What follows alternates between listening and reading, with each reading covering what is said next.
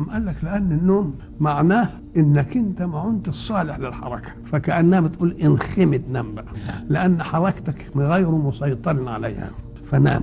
ساعة ما تشوفك عملت معصية تلعنك. النوم راحة للنفس من المعاصي، وفي النوم ترتاح هذه الجوارح وهذه الذرات من سيئات صاحبها ومن ذنوبه، تستريح من نكده وإكراهه لها على معصية الله تعالى. فالنوم ردع لطاقة الإنسان، لأنه لم يعد صالحا للحركة ولا للتعايش السالم مع جوارحه. لقد كثرت ذنوبه ومعاصيه حتى ضاقت بها الجوارح، ولأن جوارح الإنسان مسبحة حامدة شاكرة لله، فعندما يعصي الإنسان ربه فإنها تلعنه.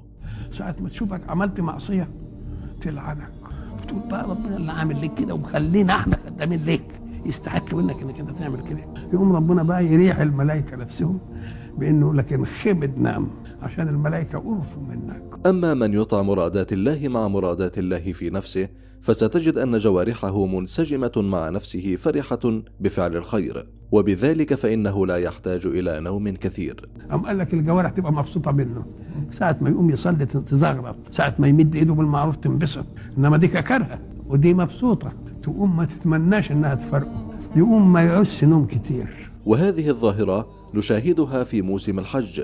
يقول الحاج: يكفيني أن أنام في اليوم ساعة أو ساعتين. لماذا؟ لأن السيئات في هذا المكان قليلة، فجوارحك في راحة وانسجام معك، فلا تحملك على النوم. ليه؟ لأنك أنت هناك بتستحي أن تعصي، يبقى منسجم مع جوارحك. أما العاصي فلا يكفيه أن ينام 10 ساعات، لأن جوارحه وأعضاءه متعبة متضايقة من أفعاله. وهذه نفسر بها أن رسول الله صلى الله عليه وسلم كانت تنام عيناه ولا ينام قلبه.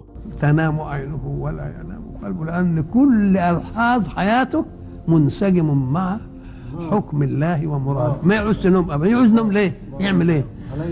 اللهم صل عليه صلى الله عليه وسلم.